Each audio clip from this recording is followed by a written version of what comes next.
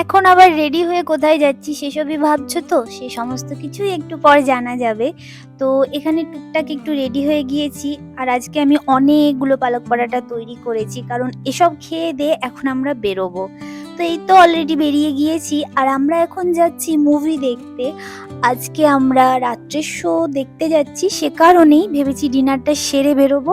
সে কারণেই সেই সমস্ত কিছু তৈরি করা হয়েছিল। আর যেদিনই যাচ্ছি বেরোচ্ছি কোথাও না কোথাও বৃষ্টি তো হচ্ছে, এখন এরকমই হবে। আর এই তো রাস্তায় মাঝে মাঝেই দেখছি একটু ভেজা ভেজা ভাব। তো আমরা অলরেডি চলে এসেছি, খুব বেশি দূর না, বাড়ি থেকে হার্ডলি 10 মিনিট।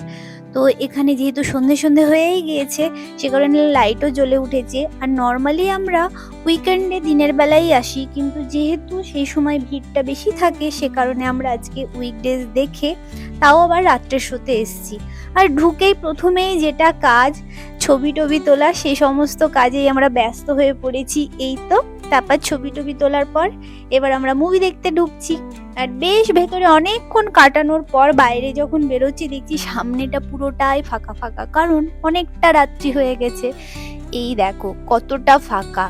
তো ফার্স্ট টাইম এখানে রাত্রিবেলা এরকম শো দেখতে এলাম আমরা। আর বাইরে বেরিয়েও দেখি পার্কিং যথেষ্টই ফাঁকা ফাঁকা, যদিও অনেক গাড়ি আছে, কারণ একটা মুভি তো আর চলছে না, আরো যেসব মুভি চলছে সে সমস্ত দেখতে লোকজন ব্যস্ত।